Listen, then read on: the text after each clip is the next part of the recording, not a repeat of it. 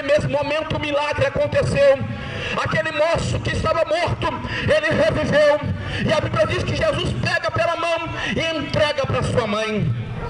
Nesta manhã, a mensagem que eu quero trazer ao seu coração, você que é mãe, você que é pai, você que está me ouvindo neste momento e que talvez tenha um filho ou uma filha que está perdido no mundo do pecado, talvez você tenha aí na sua casa alguém que você tem orado muito, que você tem pedido muito e que para você não tem mais jeito, que para você não tem mais solução, como aquela mulher estava desconsolada, dizendo: olha, a minha esperança acabou, tudo acabou, agora estou perdida.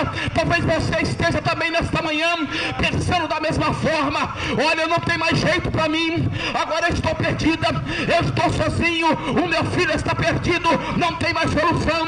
Mas eu quero te apresentar nesta manhã aquele que ressuscitou o filho da viúva, Jesus de Nazaré.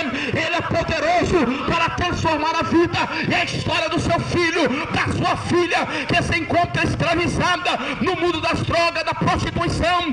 Jesus Cristo é o Senhor e Ele está aqui nesta manhã para fazer algo especial na sua vida.